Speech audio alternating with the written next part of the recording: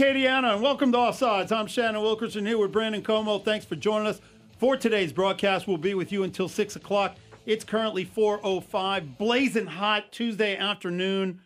Really glad that you tuned in for today's broadcast. Brandon, how are you today? I'm good. I'm very good. It's middle of August. Yes, it's hot outside, but like we were talking about yesterday, you know, we can see the light at the end of the tunnel coming up. Yes. It's not going to be too long before we're not like sweltering hot. Yeah, well, tomorrow, once we get past tomorrow, the 15th, yeah. The 15th, that's exactly right. Once we get past tomorrow, then it's not going to feel any better, but I usually feel a little bit better because then it's like, all right, we're past the peak. Yes. They're past the peak, and so it's all downhill from there, and so I tell you what, though, I really miss that fall weather, and with each passing day, I wanted to get here more and more. And look, it means we're that much closer to football. And like real football, not just preseason football, but real football. Yes, I know. Real football. I can't wait. I know, where everybody stands up for the national anthem. Yes. Yeah, we talked about that yesterday. We did. Anyway, all right, so here we are, 4 o'clock, and we usually, as our listeners know, we pick a few things to talk about and normally pick one for 4 o'clock, one for 5 o'clock.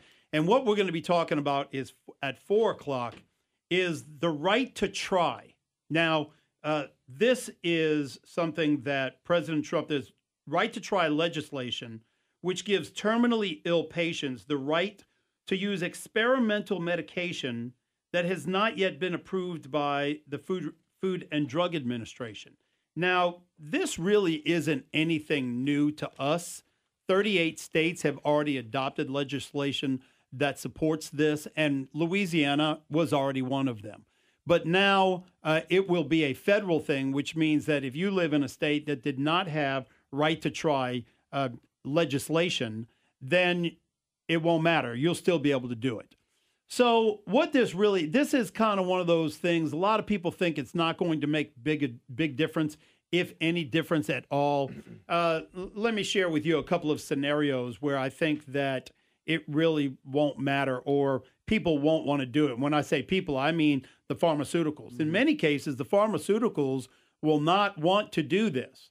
Let me give you an example of that. Let's say you are with a pharmaceutical company. You are the pharmaceutical company yourself, and you have a new drug, and you believe that this drug is going to cure a certain disease, and it is still being developed. Yeah. And you think it works, okay? And it would be very beneficial to you if you would have some actual guinea pig patients, if you will. I know that's an ugly term, but nevertheless, you would have some subjects. You had people that were able and willing and wanting to try this drug because they were terminally ill. And they really wanted to try it, and they had the money, and we're going to get into the money in a minute, okay? But they had the money, and they'd pay you whatever you wanted.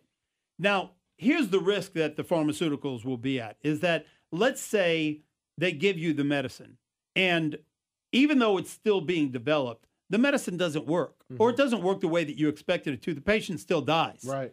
And another patient comes along, and the patient is in the same condition, and you've developed the medication even more. And you agree to let that patient try the medication, and that patient dies. Okay. What I'm describing now is that the pharmaceuticals put their name and the drug itself under more scrutiny when it does finally get approved by the FDA, because now they've got a record of people trying the drug and a record of people of the drug failing to work the way that they wanted it to. So that's one case right there, or one scenario where it's not necessarily beneficial to the patient or to the pharmaceutical company. Right. Another is that another problem with this, and this isn't all bad, because I got to tell you, if I was sick and and I had stage 4 or advanced cancer of the pancreas, okay, which is you get that, man, you're in bad shape. Yeah. All right. It's got a very, very small survival rate. Yeah. Okay. And I'm diagnosed with advanced stage pancreatic cancer. And you're a pharmaceutical company and you've been developing this drug and it is specifically for that. and some of your testing is proving that it is starting to work, or that it actually works, and you haven't gotten approval yet, brother, I'm going to take it. Okay, you're going to do whatever you can. Yeah. Survival is number one. Right. And so, all right. So having said that, one other problem is that insurance isn't going to pick this up. Okay. So this is really exclusively for the rich. Absolutely. No, you're right about that. It is exclusively for the rich. And when you think about it, I mean, again, there's a lot of positives to it, even though we've gone through a lot of negatives. But here's another potential negative that I can't help but think about. What if you have a situation where you have someone that, a pharmaceutical, for instance, that says, well, hey, look, this drug can, try to help combat pancreatic cancer. But in reality, maybe they're looking at some other symptoms that are involved with pancreatic cancer and really want to test to see that it's working on those other symptoms, but it has nothing to do with lessening the cancer that's in your body or killing the cancer. I mean, what I'm getting at is, what if this is another avenue for maybe pharmaceuticals to take advantage of people that are hoping that they're getting the potential at life-saving drugs? And then at the end of the day, the pharmaceuticals are still clear because it's like, okay, well, the chances of them surviving while taking this was already low going in.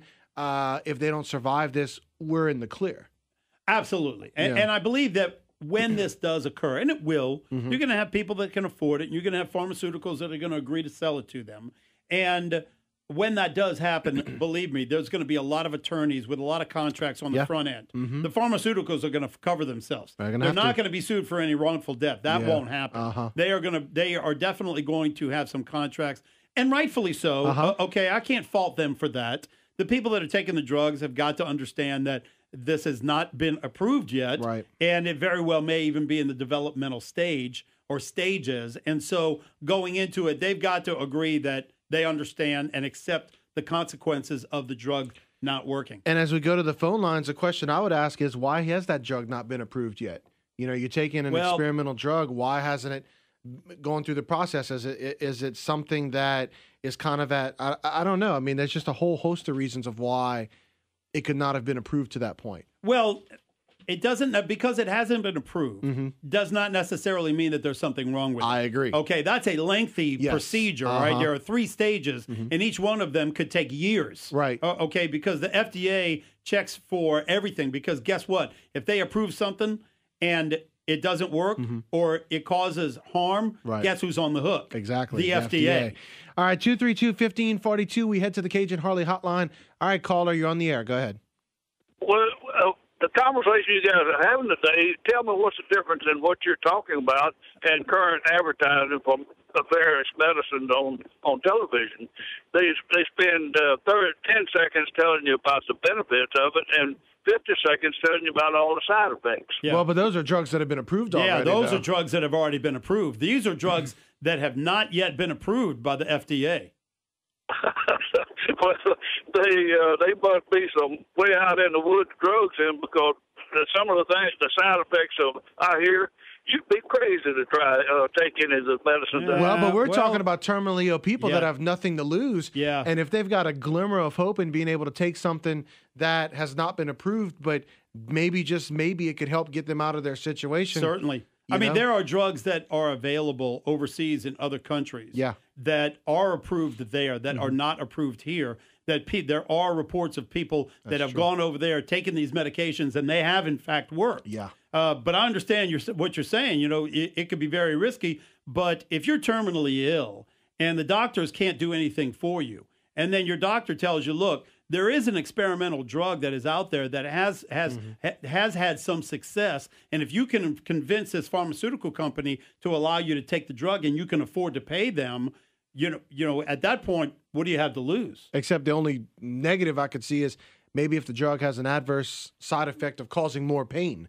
But other than that, what do you have to lose? Exactly. Well, okay, it sounds like modern medicine has dipped to that level of desperation.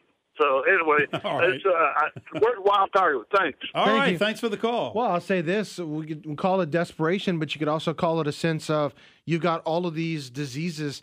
You've got more and more new diseases. It feels like every day that people are combating, and so it's just an effort, and it was an effort pushed by President Trump. As a matter of fact, it passed Congress, and it was an effort pushed by President Trump to just be able to give these people a chance. I remember the press conference that he had on it a couple of months ago, and you've got this little boy who's coming up to him, hugging him because he's signing the legislation, and that's kind of the great photo op, great by the photo way, op, Mr. exactly. President, but listen, I've got no problem with it, and I think that what's coming down the pike, what's going to be next?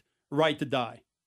Oh yeah. Okay. Well, we've had that conversation. Yeah, before, that's going to be next, and I've got no problem with either one of those. Or if you're of sound mind, and the doctors can't help you anymore, and there's a company out there that's got a drug, and they have evidence that this drug has been successful. They just have not completed the legal system. Hell yeah, take it. 232-1542. Let's go back to the Cajun Harley hotline. Caller, you're up. Go ahead. Hello. Hey. Yes, sir. You might want to check on something. I work for a pharmaceutical company, and I got what's called compassionate use several times with one of our drugs that we were studying. Yes, sir. We could not sell that product. So when you say only rich people can afford it, that's not true, because you can't sell it because it hasn't been approved. But you can do it with compassionate use, and there is paperwork to fill out. But I think you'll find that's the case. Well, in many cases, you may be right. In many cases, the pharmaceutical companies would have to get some type of they might not be able to charge it in the way that we traditionally know how somebody would charge somebody else. However, I think that there would be cases where the pharmaceuticals would need to be reimbursed for the cost involved with administering the drug, because some of these drugs are very, very expensive. And so, but you're right. In many cases, they wouldn't be able to charge them at all. No, you can't charge them at all. The two times that I did it, my company paid for the delivery. It was shipped directly to the hospital, and it was used in. That's the way it was done. Even more reason to try it. And how did it work for you? Yeah, it worked. One patient, it worked extremely well with a brain tumor, and the other person died actually before they could administer it, before they got it. Wow. Well, that's encouraging. 1 out of 2 is not bad. Yes, it is. Sure, that's encouraging. That was a long time ago. But anyway, I think if you check into it, you'll find that they're not able to sell it, but they can get approval for compassionate use. But it's pretty lengthy to get it done. Well, that's another problem is time. Yeah. Okay, because a lot of times these people don't have a lot of time and to go through the legal procedure to get this stuff done, because as I mentioned before, that I don't imagine any pharmaceutical company just delivering medication for somebody to take. They're going to have to cover their behinds, because if this patient dies, they definitely don't want to leave themselves open for litigation from a potential wrongful death suit. No, but for compassionate use, you're absolved of all responsibility. Right. Someone has to sign for it, and we actually flew it in by air and brought it straight to the hospital at no charge to the patient. Wow. Good for you. Yeah, exactly right. Thank you, sir. Yeah, thanks. Very interesting. Well, look, Thank you. We really appreciate you, because, look, this is a topic where, Shannon and I were looking at it yesterday because we heard President Trump addressing it out on the road. And so this is one that there's not a whole lot of stuff out there on it, but it's one that's gaining more popularity and conversation. So we wanted to bring that to y'all. So we really appreciate that last caller, especially bringing some insight to the conversation. Yeah. We encourage your calls as well, 232-1542, as we talk about Right to Try here on Offside. And welcome back into Offsides, 232-1542, as we continue talking about Right to Try. And if you're not familiar with that, which, as a matter of fact, we had a couple people that we talked to before the show gave us the puzzled look of what is that? Well, Right to Try, it's a bill that aims to give terminally ill patients who've exhausted all other medical treatment options quicker and easier access to what's called an experimental treatment. And this is something that the House passed earlier this year. It failed on the first try, but it passed overwhelmingly on the second try. And it's something that we've heard President Trump address a couple of times. This is something that he was very excited to be able to get passed. And this is what's interesting here is, as Shannon brought up in the beginning of the show, 38 states have already passed their own versions of right to try legislation. So basically, this is a federal version of the law. So the power behind the federal version would basically give access to experimental treatments nationwide. Now, also, another positive to this is that, most terminally ill patients don't qualify to participate in clinical trials. So the right to try would be able to give them quick access to treatments that are still in the middle of years-long trials. And as Shannon was talking about, there are numerous reasons why a drug might not have been approved yet by the FDA, because it's such a long process. And when you're talking about people that, they could die within a matter of weeks or even days, they don't have time to wait for that process. Yeah. Well, what happens is that there's actually 3 phases that the pharmaceuticals must go through to get a drug approved. Now, this normally follows years of research and development. They just don't come up with these drugs overnight. Normally, this takes years and years, because by the time they bring it to the FDA, they want to ensure that they present them with a drug that is going to pass the tests that are required. They don't want to have to go back to the drawing board. So the first phase of trials requires a company to prove the drug is relatively safe for humans. The drug itself will not poison the patient. And this phase usually takes place with as many as 30 patients. The later phases, the clinical trials test whether the drug is effective at treating the condition for which it's intended for without problematic side effects. So all these drugs that have side effects, these are side effects that the FDA does not consider to be problematic. Now, they don't indicate what is problematic and what is not. I would imagine that for different illnesses and different medications, what they consider to be problematic side effects differ. For example, chemotherapy has got very bad side effects. However, asthma or allergy medication doesn't have very bad side effects. They both have side effects. One of them, you lose all your hair and you're sick all the time, and the side effects almost kill you themselves, as opposed to the asthma medication or allergy medication might make you jittery. Okay. So anyway, that is basically what these drug companies go through to get their drugs approved by the FDA. Now, I've got no problem with this. I don't think anybody really does. I think that it kind of illustrates some potential problems that we have, because, of course, the FDA needs to cover themselves, and they need to make sure that what they release to the public is, in fact, safe. Without them, we could be really at risk. However, there are a lot of people that believe that the FDA has got a procedure that is too lengthy, much like immigration. Okay, a lot of people think that we need to reform our immigration policy because for somebody to become a citizen, it's too involved. That there should be something more simple involved. And so I think that a lot of people may have those same opinions when it comes to the FDA and how long it takes to get a drug approved. I'll say this before we go back to the phone line, since we're talking about the 3 phases, because there is some opposition to it on a national scale. Now, I'm interested to see if we get any opposition to it here locally with our listeners.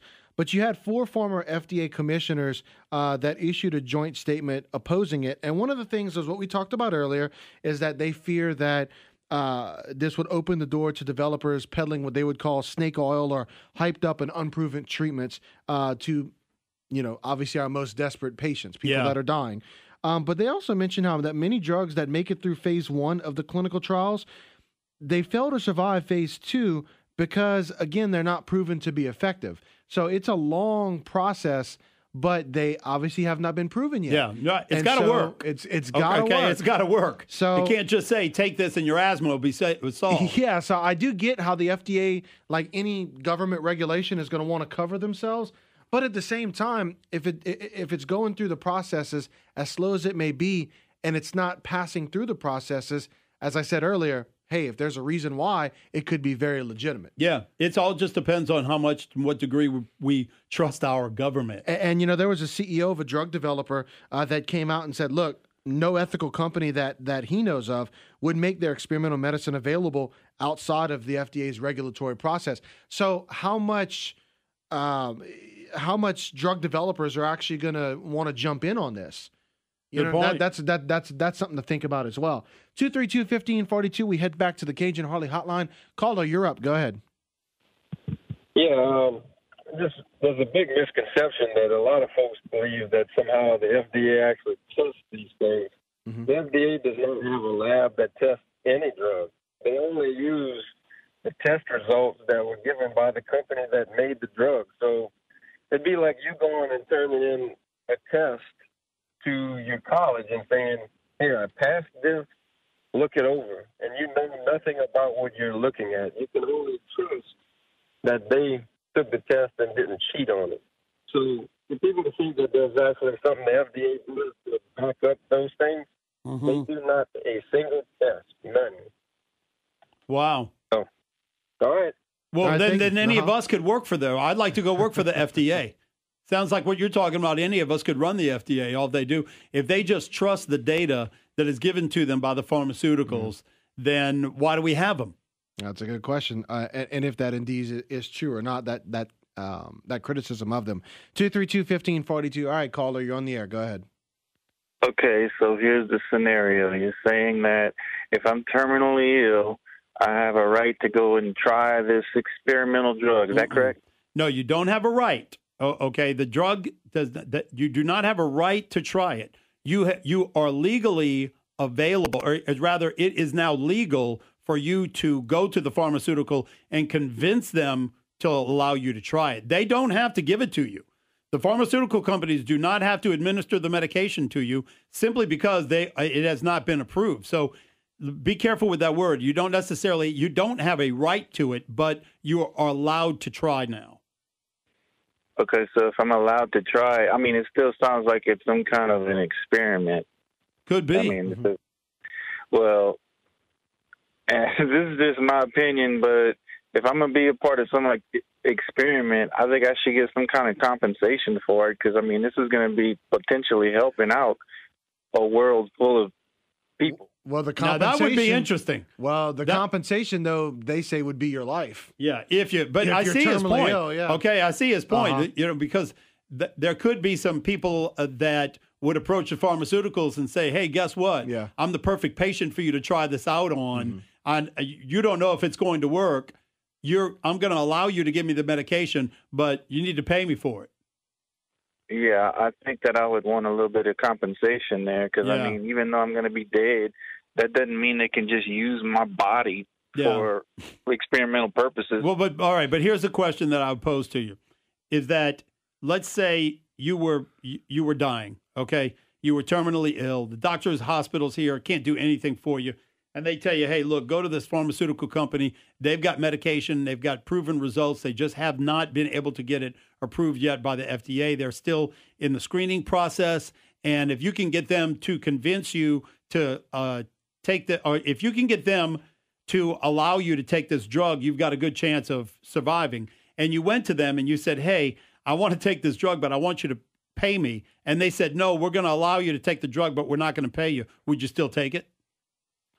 Well, we're all terminally ill, to be honest with you. We're all going to have an expiration date. Yeah, but yours is today, okay? I mean, yours is now. You're going to die any day now, and this is a chance for you to survive. I know that none of us are getting out of here alive. I realize that, okay? I'm just posing the scenario to you. If you were sick and they had a chance, that this drug had a chance of saving you, but they weren't going to pay you, would you still take it? Yeah, of course you would. Come on. I don't know, dude. I mean, I would want my kids to inherit some type of money. That's the. Yeah, but you're going to be gone. I mean, if this is a chance for you to give some more time to your children, wouldn't you take it? I understand that, but I'm going to be gone regardless. I'm thinking about my kids and their kids, and if I'm going to be doing this for maybe my kid might get sick with the same problem. I would like to have compensation, not just for me. I mean, it's just the right thing to do. I mean, I'm offering my body to help others potentially. Yeah. Okay. All right. Thank you, sir. It's interesting. All right. I think most people be jumping through hoops again. I think it'd be the other way around. 232-1542. We go back to the Cajun Harley Hotline. Caller, you're up. Go ahead. A number of years back, I had a wart on my finger, and I used all kind of over-the-counter medications. Went to a dermatologist, used his medications, and nothing worked. And he told me I have something that is not FDA approved, but it works. Okay. He injected some yeast under my wart, and about 2 days later, those things started shrinking like nobody's business. But it wasn't FDA approved. Right. So sometimes there's things out there that they know work. It's just not approved for that use, and it helps people. Okay. And he didn't pay me. I paid him. I bet you did. I mean, you got warts. Y'all- You can't get rid of y'all have a warts. good day. You've been playing Thank with you. frogs? Isn't that what happens when you play with frogs? You get warts. That's not the only way that you get warts. I know, but I mean that's the wives' tale you grow up with. You know. Yeah, 232-1542, 232-1542. Caller, you're up. Go ahead.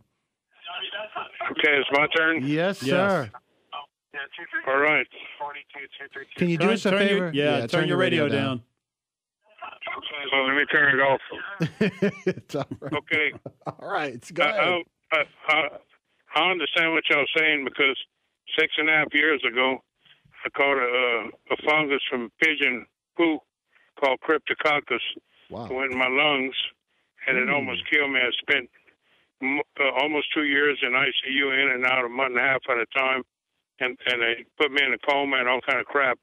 Well, when I came out of it, 2 weeks later, stayed another week in Lafayette General, came back home to die, had to rush me back, and the doctor said, and I had the priest come give me last sacraments, and I had a vein on me, and he says, I have a medicine that'll cure you, but it could kill you. And he says, if you don't take that, you're dying tonight. I had 3% chance with Cryptococcus. He says, I was too weak to write, so they had to have a bunch of witnesses to show me that I even made a mark on a pencil. They had to put it in my hand. Wow. So if I wouldn't have done that, I would have been dead. Hell yeah, I was glad to take that medicine. And it was only came out a year ago, and now it's 6.5 years later, and it came back. I'm fighting it again, but it's not bad. But hell, if I wouldn't have done that, I wouldn't have been here. Hey, let me ask you. That's a really interesting story, Yeah. and it pertains perfectly to our conversation. Let me ask you, just out of curiosity, how fast did the drug take? I mean, how long did it take for the drug to actually start working?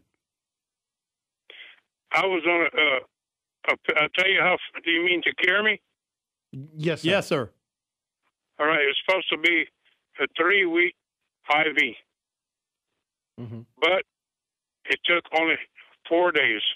Wow. Wow. And they said it was gone. But then they said, okay, it's gone. But then a few years later, it came back, and they said it could have gone in a dormant stage, or it could have gone in so minute to where they missed it on the X-ray and everything else. But it was Cryptococcus. It grows in hog poo. You ever see a pigeon? You walk in the pigeon cage and they fly off the nest and the dust flies? Yeah. Yeah. Okay, that's what it grows in, that fungus, pigeon poo and hog poo. I was cleaning out my pigeon cage, and there was 3.5 years I hadn't had birds, but it grew in me. Wow. A lot of people have that, but their immune system's strong. Yeah. And mine was weak. I drank and smoked and all this stuff. But I tell you what, I'm alive today. I'm 64, almost 65, and this happened 6.5 years ago. But if it wouldn't have been for me signing that deal, making that mark on that paper, I would have been dead. Wow. Well, congratulations. Yeah, congrats, man. We're glad you're still here calling in.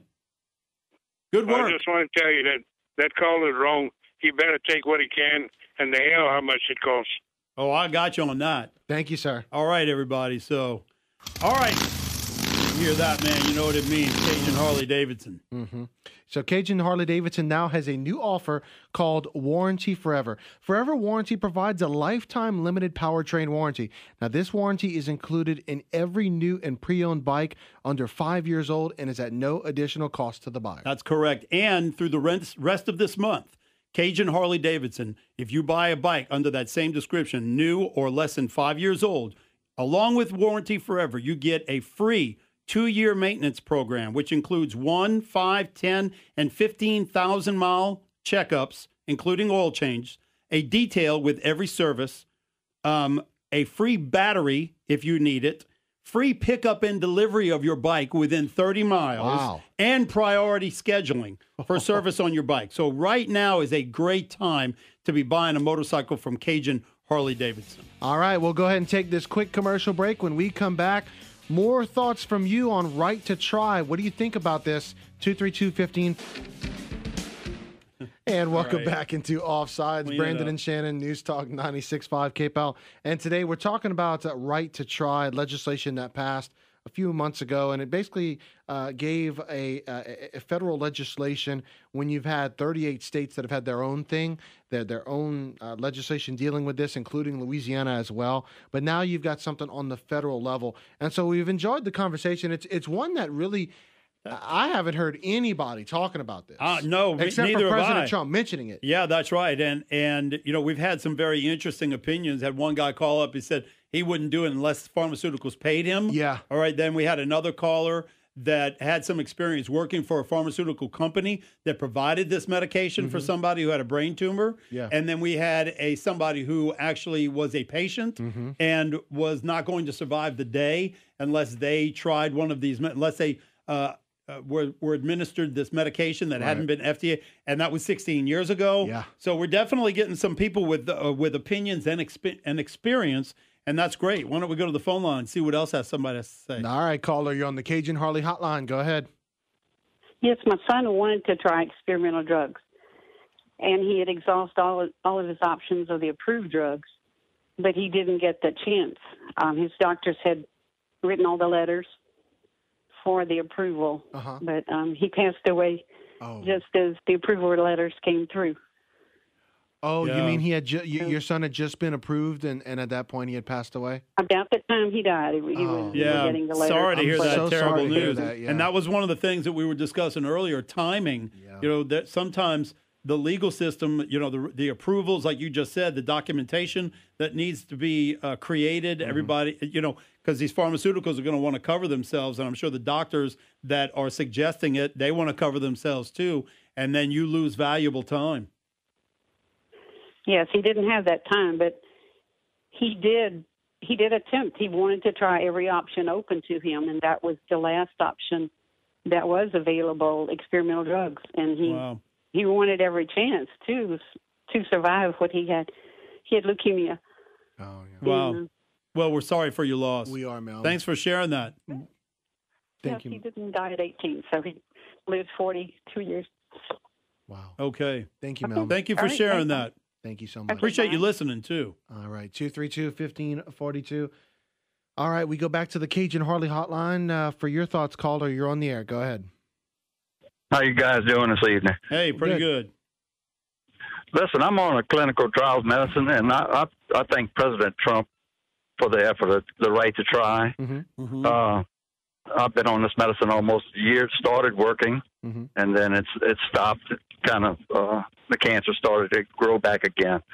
But when you're in that position, I disagree with the other caller that we should be paid for a medicine that might help you. Right. This medicine could kill me, but it's an option I had to choose, you know.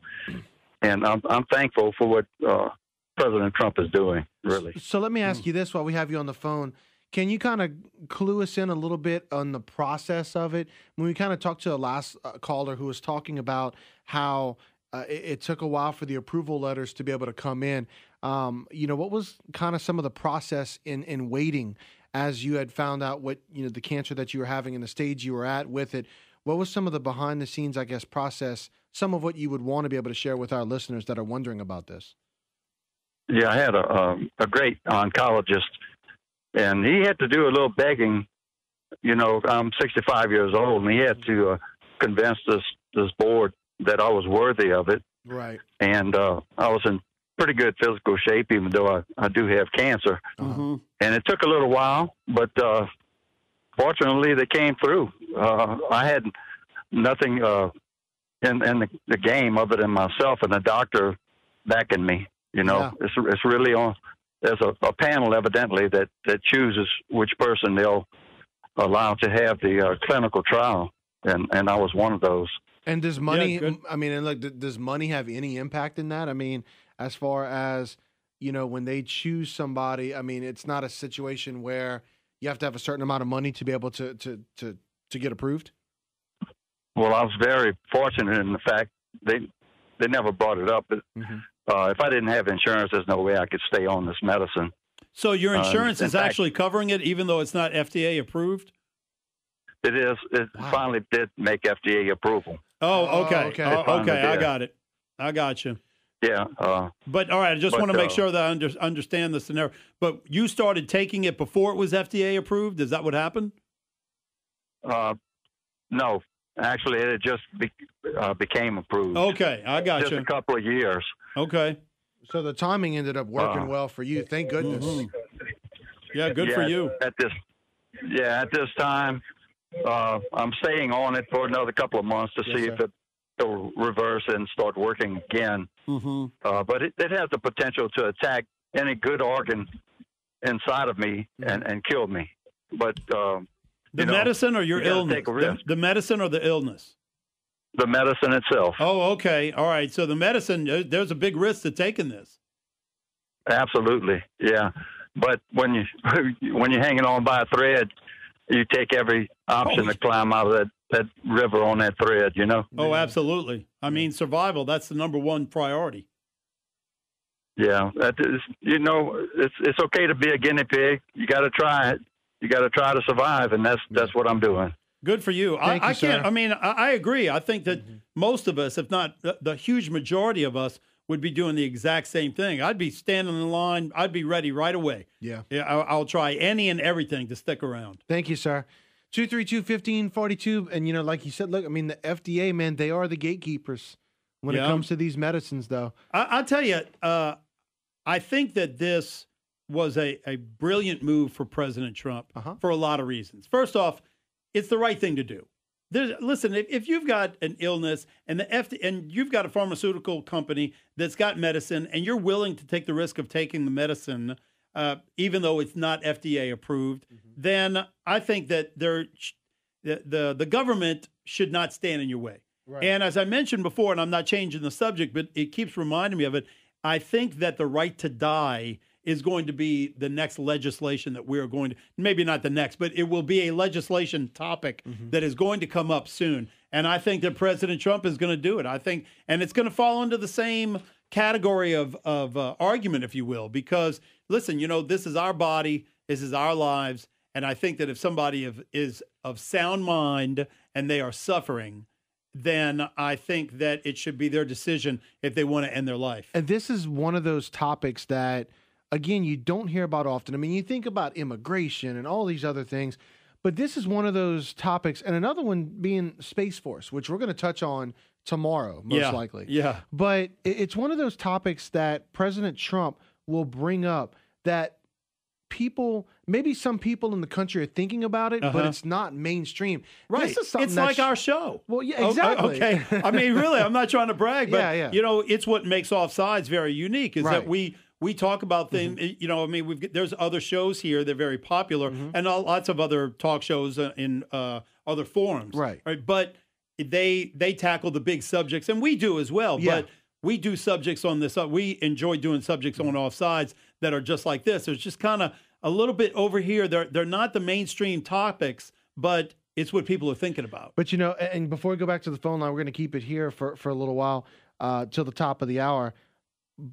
But going back to what I was saying, this is something that was brought up not just a few months ago in March when it was signed, but this was even brought up in the State of the Union in January. Yeah. So it makes you wonder, what else will President Trump bring up when that time period comes? Right to die. And, right that's to my die. prediction. I think that's the right to try and right to die. 232-1542. All right, caller, you're on the air. Go ahead. That's my prediction. I think. Okay, it's my turn. Yes, sir. Yes, Just sir. do us one quick favor. Turn that radio down, and you'll be able to listen to us through your phone. Again. All right, go ahead. Hello? Yes, Yes. sir. Okay, a while ago when y'all was saying about me with somebody else, it's not 16 years ago that happened with my cryptococcus, that fungus in my lungs. It's 6.5. Oh, Okay. 6.5. Oh, okay, we stand corrected. We thought that you had said 16. No, and then my doctor was Dr. Chuck Oswald in Ville Platte that found out what was wrong. Mm-hmm. That's why I'm living. Yeah. Well, glad you're living. Thank you. Yeah, good job, doctor. All right, we'll be right back here, everybody. Y'all stay tuned, 232-1542. Welcome back to Offsides, everybody. Shannon Wilkerson, Brandon Comeaux. And we're going to talk a minute about Poseidon's Authentic Greek Restaurant. They have daily lunch and dinner specials. They're open Tuesday through Friday for lunch from 11 to 2, Tuesday through Saturday for dinner 5 to 9, and they are located at 103 Collie Saloon Road. That's the same shopping strip at Max's Pool Hall. And my absolute favorite thing from Poseidon's is moussaka. It's like a Greek lasagna. It's eggplant-based with meat inside. It is absolutely delicious. You got to try the moussaka over at Poseidon's. Yeah, and I like the salads. They have healthy salads with cucumbers, strawberries, apples, olives, feta cheese, topped with seafood, steak, chicken, or lamb. Fantastic salad. Poseidon's Authentic Greek Restaurant, again, daily lunch and dinner specials open Tuesday through Friday for lunch from 11 to 2, Tuesday through Saturday for dinner from 5 to 9. Dine-in, takeout, waiter, catering, they do it all at Poseidon's. Yeah, I'm going to head on over there soon. Mm-hmm. All right, so we're talking about the right to try. This was legislation that was approved that President Trump presented, and as we've been mentioning, this is nothing new for 38 states. This already existed in 38 states, Louisiana being one of them. And I find this conversation has become very interesting because we've heard from people that worked at pharmaceutical companies that provided the medication. Mm-hmm. We heard from patients that use the medication that has not yet been approved by FDA. We heard from somebody who lost a loved one who was awaiting approval through the paperwork, the documentation, that wanted to take the medication that had not yet been FDA approved. And so we've really gotten a wide variety of opinions about this. One thing that we also had one caller that said that they would take the unapproved medication, but only if the pharmaceutical companies paid them. Yeah, if they were compensated. If they were compensated for it. And so I'll tell you one thing we have not heard anything from, and that is anyone who opposes this. Mm-hmm. Everybody is supportive of it in one way or another, and it's pretty hard to oppose this. You know, if the patient is willing to take the risk of taking the medication and the pharmaceutical company is willing to allow that patient to try it, more power to them. Well, and let's remember, too, I mean, the pharmaceutical company, even with the experimental medicine, they could withhold it. They don't have to give it to you just because you apply for it. That's right. Even with this legislation. It's not a right. It's not a right, exactly. They can still refuse giving it to you as well. And at the same time, this is not something that they can make you take as well. Right. This is something, again, it's a right to try, but it doesn't mean that it has to be provided. And it's something, as we've talked about, it's been pushed by President Trump, and it's really something that I've seen when he talks about issues. There's some, I think, that kind of mean more than others. And I think this was one of those that, just kind of looking at his expression and talking about it, I think there's got to be a story behind this as to why he was so much willing to push this forward, to give his approval on it, and why this really kind of became kind of like a pet project for him in the midst of all of these other huge issues he has to take on. Well, I think that there may be many reasons that we don't know about. Yeah. Maybe he had a loved one or a friend that he lost that could have taken drugs that were not approved, and this person lived in a state that did not allow it to happen. I believe that one reason very well may be that this is an easy win for him. Okay, you got to take the easy wins. All right, this is something that, when I say easy, he didn't have to fight for it. He had approval for it, and he's got no opposition, and everybody's happy about it. Yeah, maybe even the Democrats. Yeah. All right. I've seen some Democrats that have responded to it. Yeah, you're right. I mean, it was. I saw a couple of Republican and Democrat come together. In a bipartisan manner on this thing, and that might be another reason. Okay, you got to find some things that we can win together on both sides of the aisle, and even the media won't attack him for it. Right. But don't be surprised. Yeah. Okay? Don't be surprised if some of the media does find some way to complain about it. But it's an easy win. All right. We are coming up on the 5 o'clock news update. Fox News, top of the hour. Also, a look at weather and traffic and a brand new discussion lined up for the 5 o'clock hour. Stay tuned to Offsides. What's up, Acadiana, and welcome to Offsides. I'm Shannon Wilkerson. Here with Brandon Comeaux. Thanks for joining us for today's broadcast. We'll be with you until 6 o'clock. It is right below 5:08, a blazing hot Tuesday afternoon, typical mid-August weather. Tomorrow will be midway through August, and that means everything behind there is going to be all downhill, headed towards fall. Mm-hmm. I'm desperately awaiting that. Yes. Okay? I'm desperately awaiting the fall weather. Yeah. All right, so the topic, the conversation we are going to have now at 5 o'clock is, in fact, one that we've had before, and it's one of those conversations that is going to recur probably a few times a year at least whenever there is new data that comes out, and that is about autism rates. They continue to climb. Experts claim that they don't exactly know why, but just to give you a few statistics, autism rates in school children jumped 15% between 2012 and 2014. And overall, autism rates have climbed 150% since 2000.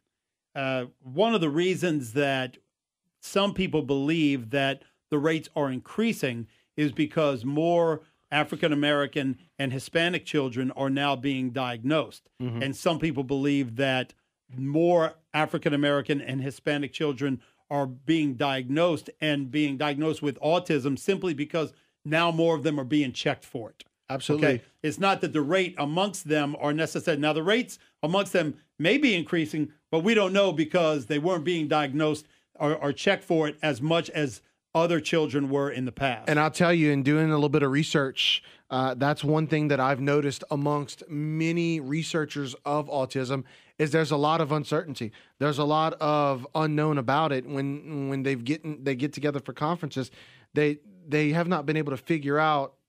Again, these are autism experts. Yes. They say they have not been able to figure out what causes autism.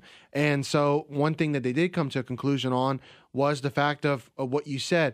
A lot more people are becoming more aware of the signs of autism, and so more and more people are being diagnosed with them.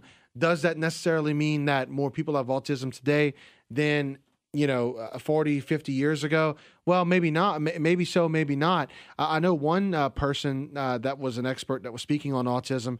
I was reading, I believe it was at autismspeaks.org, and he was talking about the fact that his form of Asperger's wasn't diagnosed 30 years ago. Right. But now the signs are known for it, and now it's being diagnosed. Yes. So there's a lot of...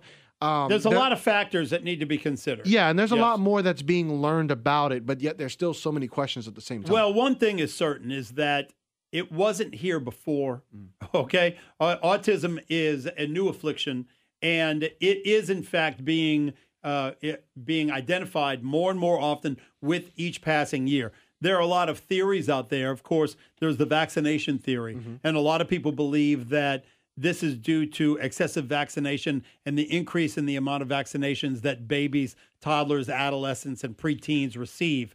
And they believe that that has been one of the effects, one of the reasons. There's a lot of support for that. And there are other people with other theories. There is one theory that I read about that some people believe that this is due to ultrasounds because ultrasounds didn't exist. And when they started to perform ultrasounds is about the same time that people started getting diagnosed with autism. Also about the same time that people started, the rate of vaccination started to increase. So things started changing about the same time that we started seeing more and more autism. And this was brought up on the national scale, not just by Jenny McCarthy. We know that she's brought this up.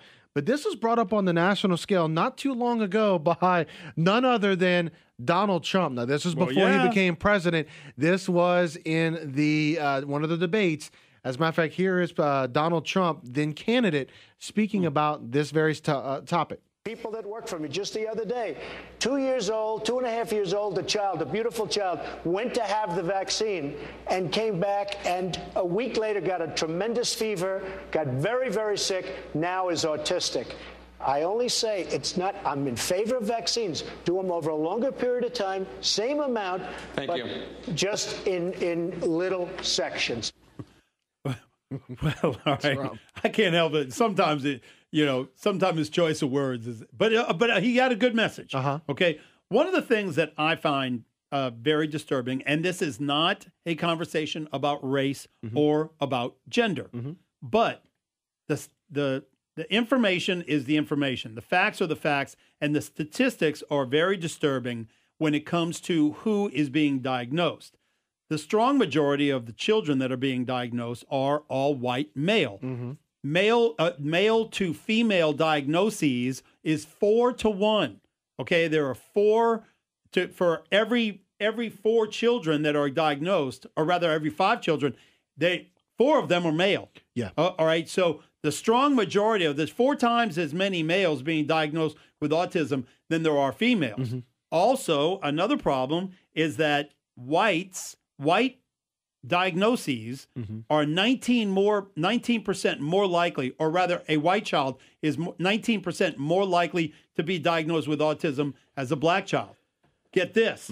A white child is 65% more likely to be diagnosed with autism than a Hispanic child. Okay, so the big majority of the children that are being diagnosed are all white male. And I'll give you another one. Okay, go ahead. All right? All right. Get this. The socioeconomic impact. All right? 3.9 out of every 1,000 children that are diagnosed with autism are from the lower class. All right? Yeah. 13 out of every 1,000 are in the upper class. So it's white males in the upper class, all that represent a huge number of the children.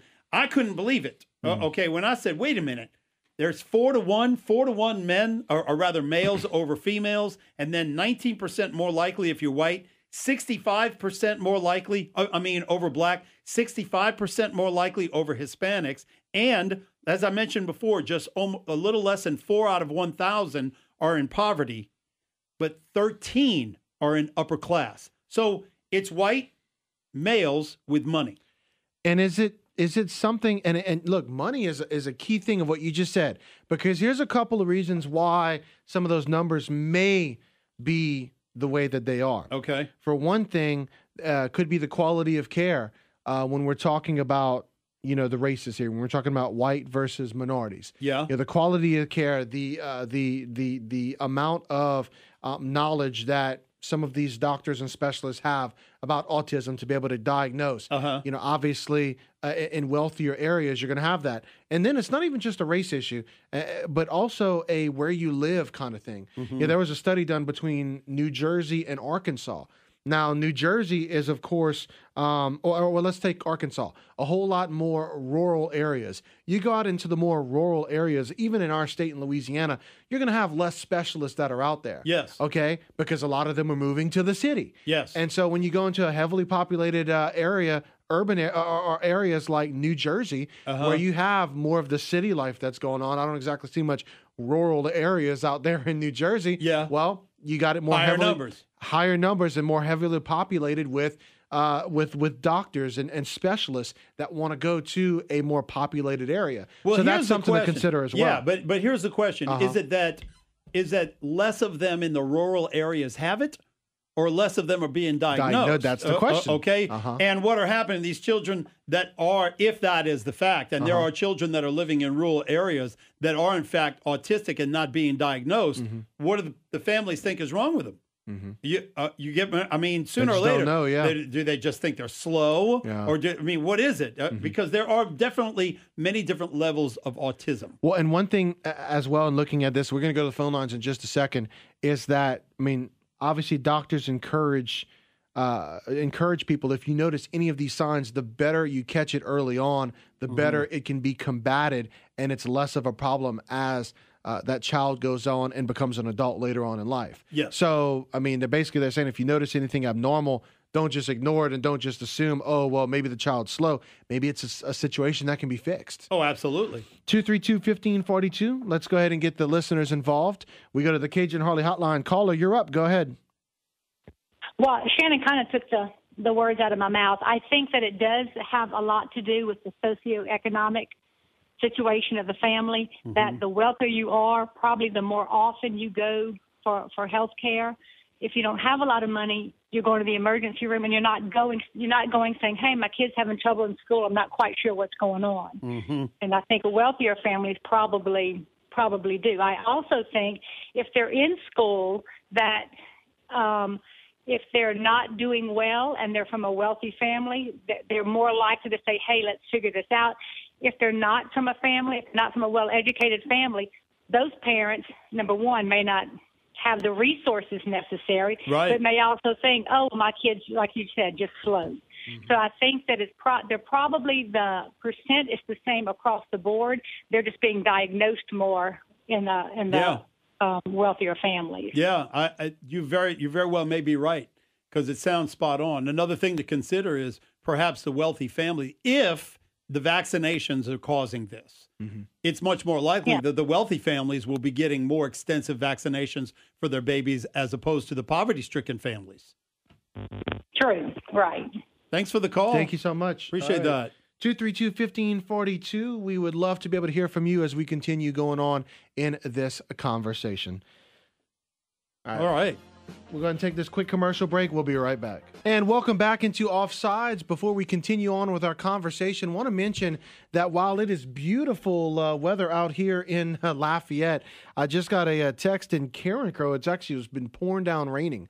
We've got we've got some scattered showers going on throughout Acadiana. I don't know if they're making their way this way. It's crystal clear here. Well, it is, but I tell you what, I am starting to see a little bit more clouds now than we had earlier. So if we get a pop-up shower, do not be surprised.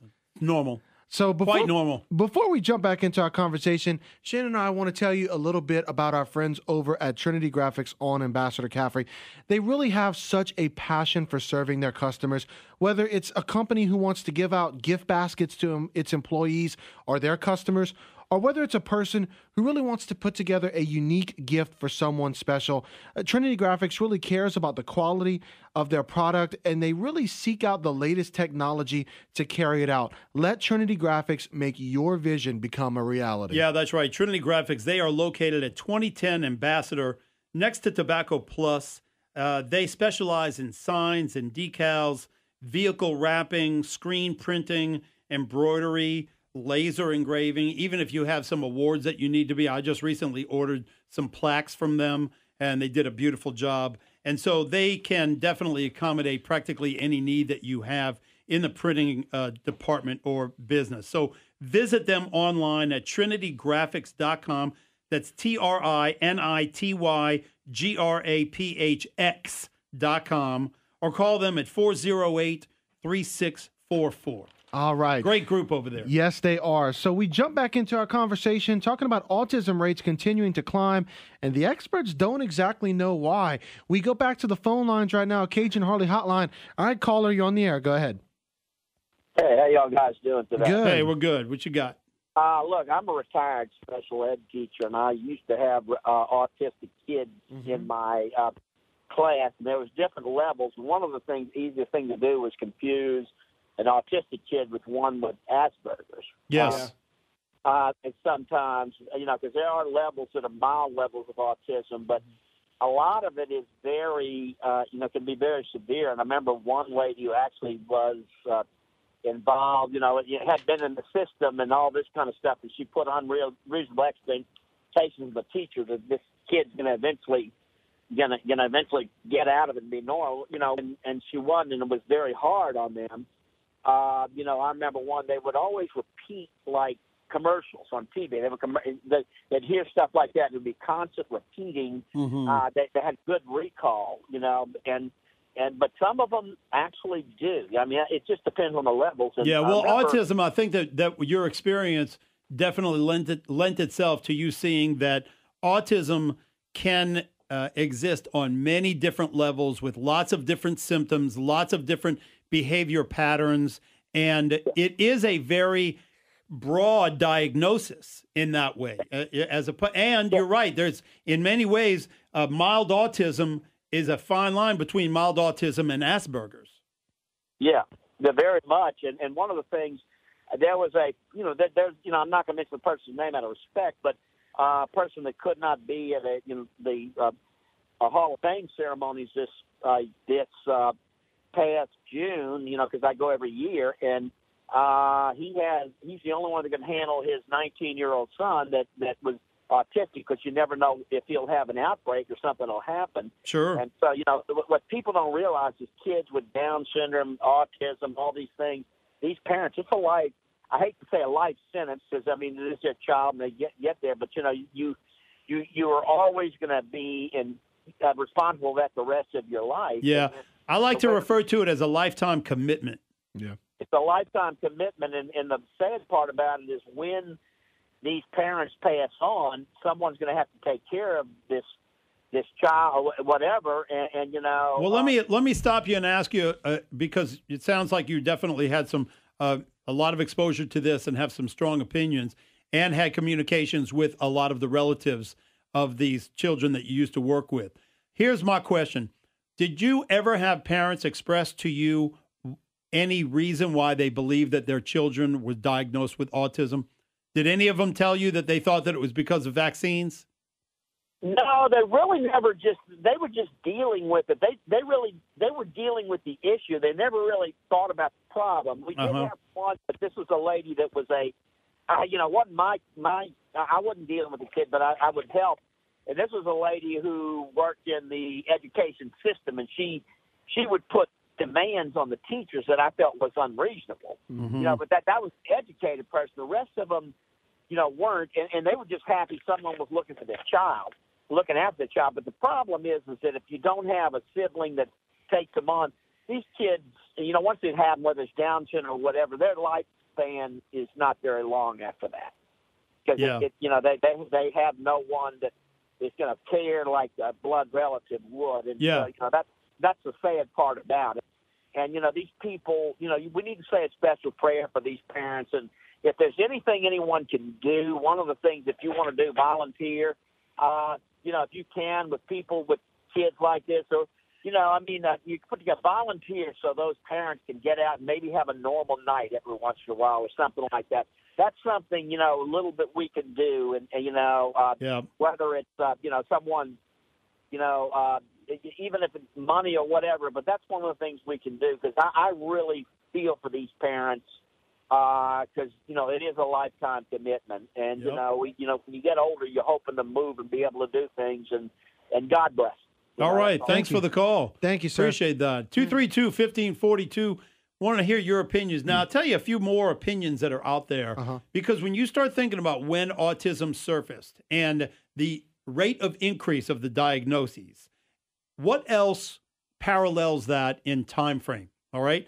One of the things is the extensive use of processed food. Mm-hmm. A lot of people believe that what we put into our bodies and what mothers, while they're pregnant, are eating is affecting these children, because we are seeing more and more processed food, less and less healthy eating habits, and a lot of the good eating habits, the chemicals that are now in processed food can definitely have an effect. Another thing is the excessive use of plastics. Remember, we talked about plastics a few weeks ago, and plastics are toxic. And so those toxins can be potentially affecting the fetus and causing more autism diagnoses. Mm-hmm. Another one that was suggested to me in a prior conversation was the use of birth control. Okay, birth control came along, in the 70s or so, and became more and more widespread use. And children, when I say children, females are getting prescriptions for birth control at a younger and younger age. Mm-hmm. And so this could be affecting what's going on with the fetus and potentially increasing the rate of autism. Another one, and we're getting ready to go to the phone lines, another one to consider is the widespread use of electronics. What are we using more and more of nowadays? Cell phones, electronics all around our bodies, and we're using them more and more. And what's could be the result is more and more children having autism. Well, and I'll tell you this, according to autismspeaks.org, right before we go to the phone lines, they said here are the increased risk factors for autism: advanced parent age, either parent, pregnancy and birth complications, extreme prematurity before 26 weeks, low birth weight, multiple pregnancies, such as twin, triplet, etc. Also, pregnancies spaced less than 1 year apart. That's what they list as increased risk. The one that they put for decreased risk of autism, They recommend prenatal vitamins that contain folic acid before and at conception and through pregnancy. Yeah. So just wanted to put that out there. Some people take those vitamins year-round. Yeah, they do. Men and women. 232-1542. All right, caller, you're on the air. Go ahead. Yeah, if anybody has Amazon Prime and you're able to go ahead and watch the Amazon Prime movies, they actually have a movie that it's called Vaxxed. And what happens is that, you know, it's not necessarily anti-vaccine. The issue is that you have Robert De Niro that's on it. You have one of the Kennedys who is a really well-renowned lawyer who ends up, he was the one that was fighting against pollutants in the river and different things. And after looking at the evidence, you know, they're just up there on stage and they're talking about all the different things. And what they contend is, look, we don't know what's going on as of yet, but there's some signs that are going on that we need to do some more research on. And a lot of the research just is not being done. And, you know, it's an interesting movie or documentary that you can go ahead and watch. Well, that sounds very interesting, and I think that everybody would agree that this is something that needs some attention right now. Yeah. 1 in every 68 children are diagnosed with autism.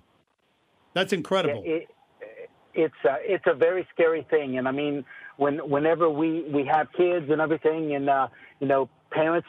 I mean, my kids don't end up having it, but I mean, we were worried about that, and you know, because you just don't know. You don't know what it is or how it's going to affect, and you don't know if it's you know, if it's just going to be suddenly effective, or you know, because oftentimes you have parents who say, oh well, look, you know, my kid was perfectly normal, and then right afterwards this just happened, and it's immediate onset, so it's very scary. Yeah, in no time, a snap of a finger, everybody's lives change. Yeah, thank you, caller. Thank you. All right, when we come back, we're trying to get, you know, all sides on this. What about Dr. Ben Carson? He's certainly a well-respected person in the medical I'd love to hear what he has to say. Yeah, we're going to play some of his comments about this coming up. Welcome back into Offsides, 232-1542, as we're talking about a very controversial topic today, autism rates. Now, before we jump back into that conversation, I want to tell you about another trusted local company, and that is Red Royal House Buyers. They also are a member of the Better Business Bureau, and they are ready to work with you. That's right. If you're tired of being a landlord and dealing with tenants destroying your property, they would be glad to speak with you to give you some options. Look, get a no-obligation cash offer for your home today with Red Royal House Buyers at 337-509-0040. That's 337-509-0040. That's right. Or you can visit them online at redroyalhousebuyers.com. That's redroyalhousebuyers.com. You could follow them on Facebook, or, as Brandon just mentioned, give them a call on the phone, 337-509-0040. All right. So anyway, so we're getting back to autism and how the autism rate continues to increase. As we mentioned before, the autism rate in school children has jumped 15% between 2012 and 2014. Here's the one that bothers me the most. Since 2000, overall autism rates have climbed 150%. Yeah, that's crazy. I mean, that's incredible. And as I mentioned a moment ago, 1 in every 68 children, is diagnosed with autism. That's an amazing number. And what worries me and a lot of people out there is that the rate continues to increase. It's not leveling off. And so more and more children are being diagnosed with this. What's the problem? You know, where is this coming from? This is something that didn't exist before. There was no autism when I was growing up. Now, there were very few children or people that were diagnosed with other afflictions. Right. And actual retardation was the most common one, but it was very uncommon. You know, maybe one child in an entire neighborhood, and that's no exaggeration. Yeah. One child in an entire neighborhood would be diagnosed with retardation. And now when you figure 1 in every 68 children, that's like one child in every block, of a street.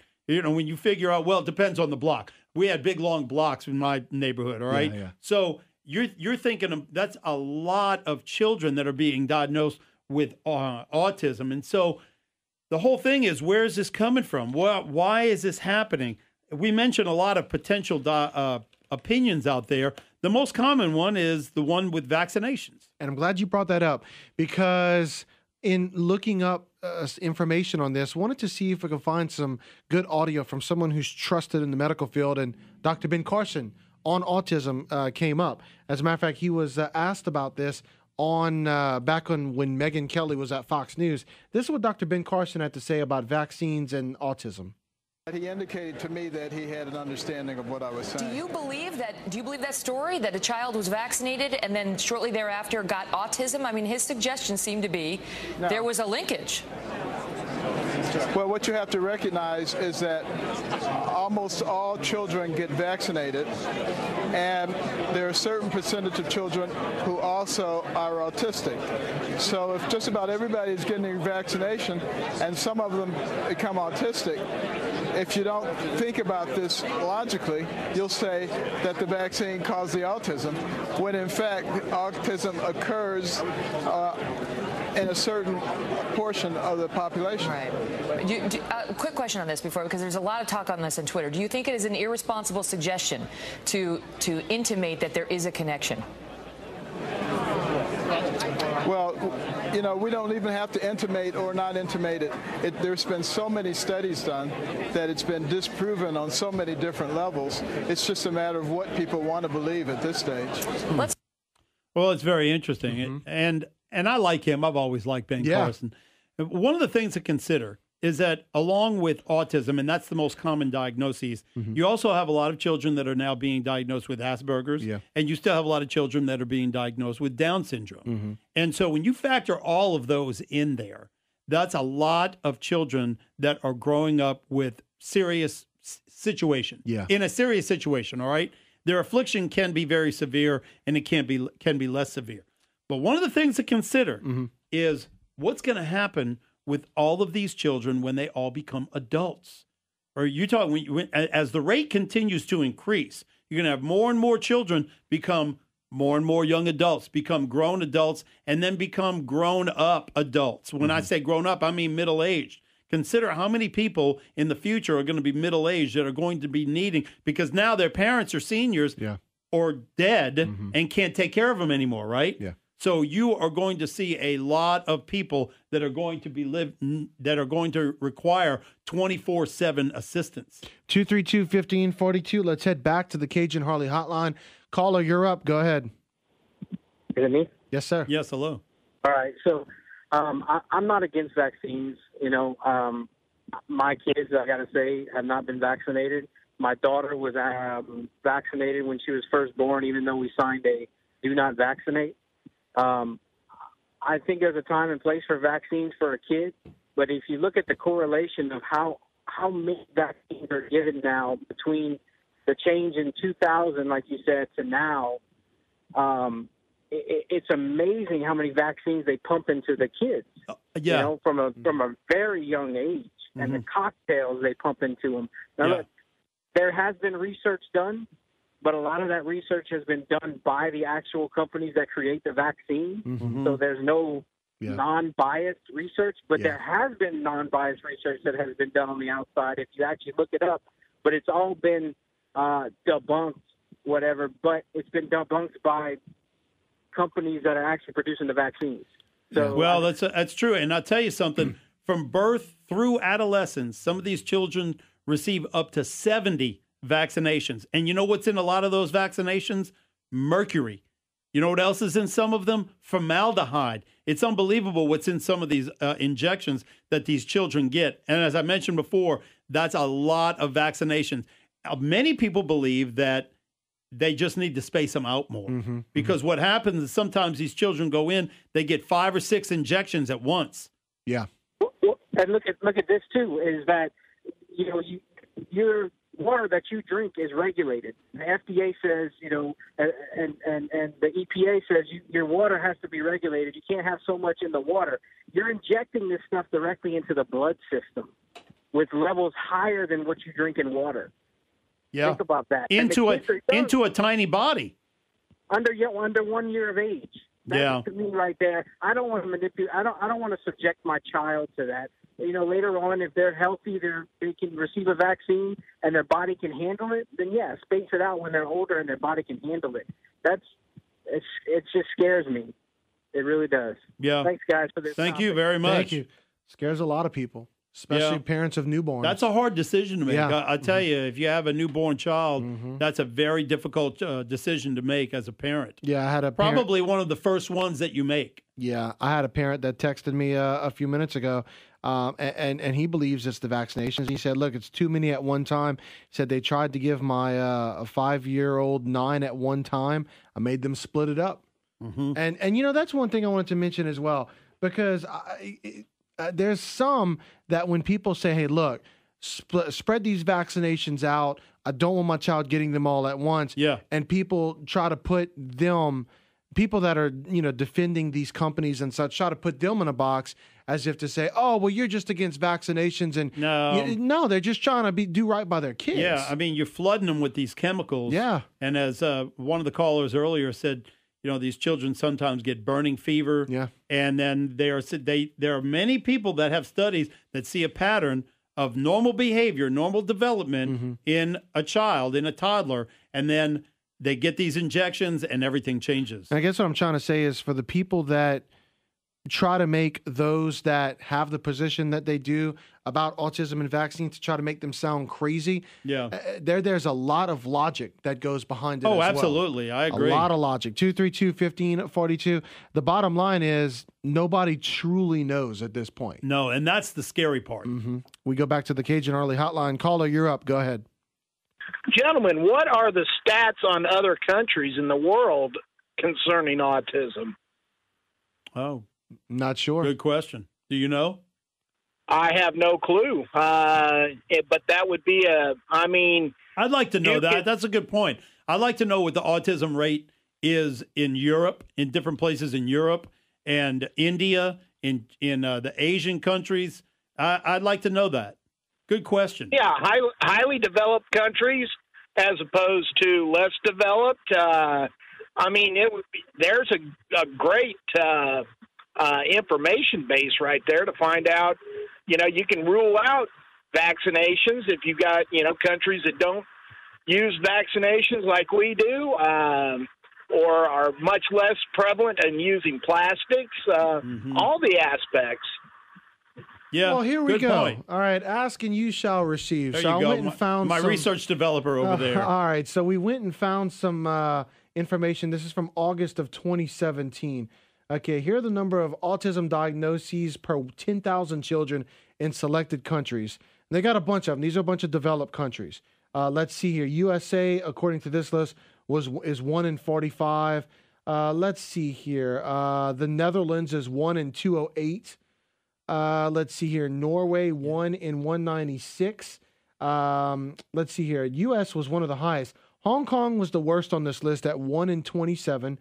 South Korea, 1 in 38. And then U.S., 1 in 45. So the numbers obviously get higher. Poland has the lowest on this one, 1 in 3,333. Yeah, but that's the total amount of people that live in Poland. Well...